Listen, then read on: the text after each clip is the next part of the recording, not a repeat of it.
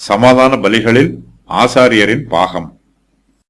பின்னும் கர்த்தர் மோசேயை நோக்கி, நீ இஸ்ரவேல் புத்திரரோட சொல்ல வேண்டியது என்னவென்றால், கர்த்தருக்கு சமாதான பலி செலுத்துகிறவன் தான் செலுத்தும் சமாதான பலியை கர்த்தருடைய சந்நிதியில் கொண்டு வருவானாக. கர்த்தருக்கு தகன பலியாக படைப்பவைகளை அவன் கைகளே கொண்டு வர வேண்டும். மார்க்கண்டத்தையும் அதனோடு கூட அதன் மேல் வைத்த கொழுப்பையும் கர்த்தருடைய சந்நிதியில் அசைவாட்டும் பலியாக அசைவாட்டும்படிக்கு கொண்டு வர கடவன். அப்பொழுது ஆசாரியன் அந்த கொழுப்பை பலிபீடத்தின் மேல் தகனிக்க வேண்டும். மார்க்கண்டமோ ஆரோனையும் அவன் குமாரரையும் சேரும்.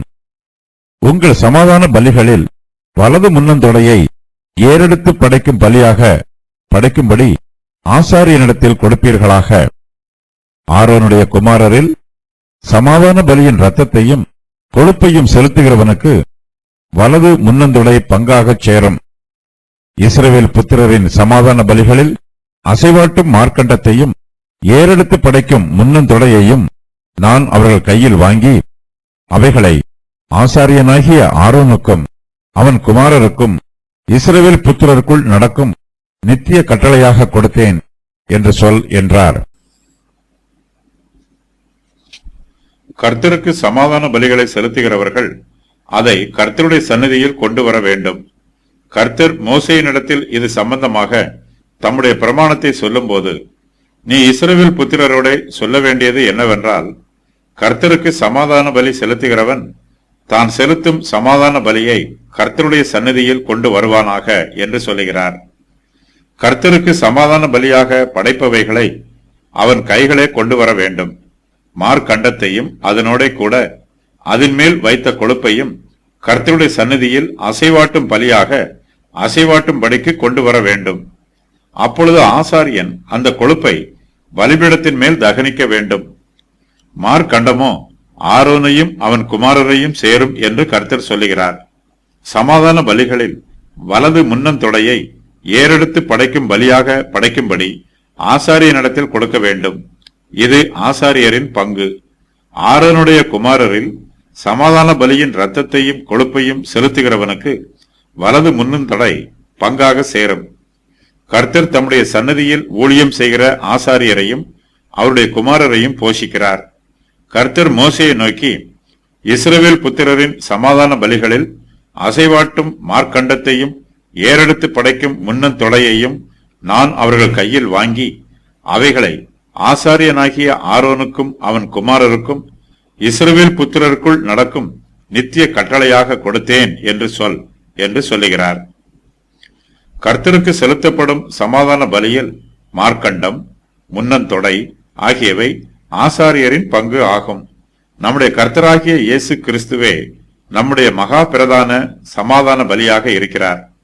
அவர் தம்மையே பலியாக ஒப்பு கொடுத்தார்.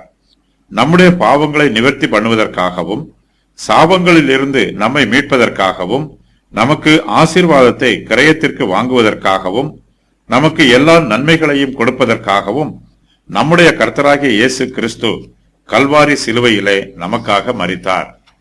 கர்த்தருடைய பலியின் மூலமாக வரும் ஆசீர்வாதங்களில் விசுவாசிகளாகிய நாம் பங்குள்ளவர்களாக இருக்கிறோம். கர்த்தருடைய பந்தியில் நாம் பங்கு பெறும்போது கர்த்தருடைய ஆசீர்வாதத்திலும் அவருடைய பிரமாணத்தின் மூலமாக வரும் நன்மைகளிலும் பங்கு பெறுகிறோம். சமாதான பலிகளில் ஆசாரியரின் பாகத்தை பற்றிய கட்டளைகள் பரிசுத்த வேதாகமத்தில் சொல்லப்பட்டிருக்கிறது.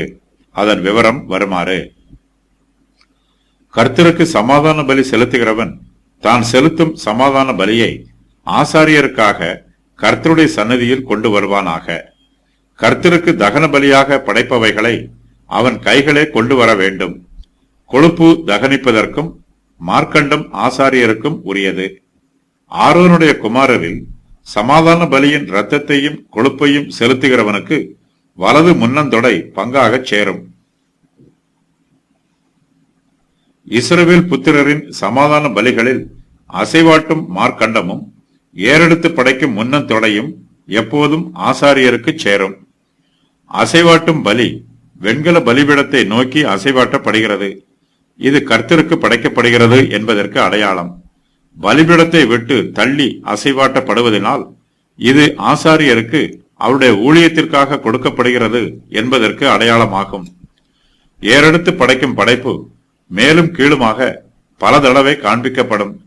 மேலே உயர்த்தப்படும் போது அது கர்த்தருக்கு உரியது, கீழே தாழ்த்தப்படும் போது அது கர்த்தருடைய ஊழியக்காரராகிய ஆசாரியருக்குரியது என்பதற்கு ஏறெடுத்து படைப்பது ஓர் அடையாளமாகும்.